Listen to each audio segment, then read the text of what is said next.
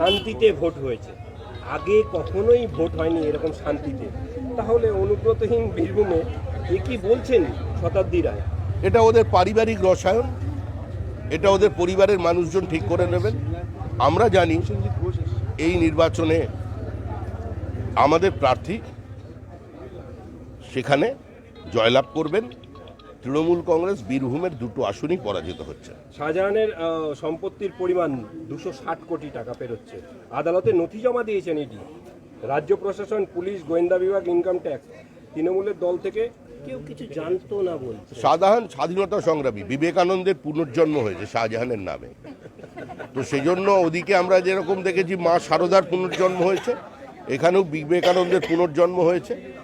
যে রাজ্যের মুখ্যমন্ত্রী একে দরাজ সার্টিফিকেট দেন, এদিকে বলছেন মোদি ধ্বংস করে দিয়েছে দেশের অর্থনৈতিক ব্যবস্থাকে, আর তৃণমূল কংগ্রেসের নেতাদের যে সম্পত্তি বৃদ্ধি দেখা যাচ্ছে তাতে তো মনে হচ্ছে অর্থনীতির চাঙ্গা আছে। অনুপ মাঝি ওরফে লালা আসানসোলে সিবিআই কোর্টে হাজিরা দিলেন, আজকে আত্মসমর্পণ করলেন। এটা নিয়ে আমাদের বলার কিছু নেই। সে প্রতিষ্ঠিত লালা একজন কয়লা মাফিয়া, তদন্ত প্রক্রিয়া চলছে। যে সরকারি অফিসাররাও তাদের সঙ্গে যুক্ত ছিলেন তারাও গ্রেপ্তার হয়েছে। কিন্তু শুধু লালাকে গ্রেপ্তার করলে তো হবে না, লালার কয়লা কার হাতে, কার হাতকে ময়লা করেছে আজকে সেটাও দেখতে হবে।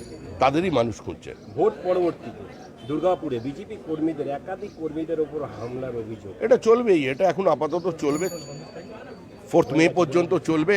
কিন্তু গতবারের 2রা মের মতো অবস্থা তৈরি হবে না। তৃণমূল কংগ্রেস 7 তারিখে কথা বলার মতো অবস্থা থাকবে না।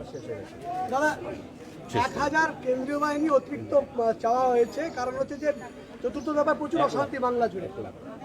দেখুন, এটা তো হবেই। তৃণমূল কংগ্রেস হতাশা এবং আতঙ্ক থেকে করছে। মুখ্যমন্ত্রী তো জমি চেনেন, মুখ্যমন্ত্রী দেখছেন যে তৃণমূল কংগ্রেস ডুবছে, আপ্রাণ চেষ্টা করছে। একটা জনবিচ্ছিন্ন রাজনৈতিক দল যদি আবার জিতে আসতে চায় তো স্বাভাবিকভাবেই তার ভিত্তি হবে বোমা, তার ভিত্তি হবে সন্ত্রাস, সেটাই হচ্ছে। শুভেন্দু অধিকারীকে মেরে হাত পা ভেঙে দেওয়া হবে এরকম একজন সাংসদ বিধায়ক দাবি করছেন। ওরকম অনেক দাবি করে। কে কোন খাটের তলায় ঢুকে যাবে 4 তারিখ সন্ধ্যার পর সব জানা আছে। যে এরকম কথা বলে দেখবেন ওই রাত্রে শুভেন্দুকে ফোন করেছে।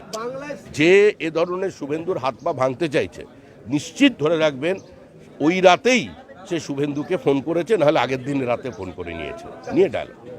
যেটা হচ্ছে আপনার ভোটের আগের দিন রাস্তায় বেরিয়ে একাধিকবার আক্রমণের মুখে দিলীপ ঘোষ, এমনটা অন্য প্রার্থীর ক্ষেত্রে দেখা যায়নি। টার্গেট কেন করা হচ্ছে দিলীপকে? দিলীপ ঘোষকে হারাতে পারছে না। বাইরে থেকে ঢাকঢোল পিটিয়ে একজন বড় ক্রিকেটারকে নিয়ে আসা হয়েছে, মুখ্যমন্ত্রীর, প্রাক্তন মুখ্যমন্ত্রীর ছেলে। তো ভারতে একটা সম্মান রাখতে হবে। তো সর্বভারতীয় দল সর্বভারত থেকে যখন প্রার্থী নিয়ে এসেছে তাকে তো জিতিয়ে পাঠাতে হবে পার্লামেন্টে, সেটা পারছে না।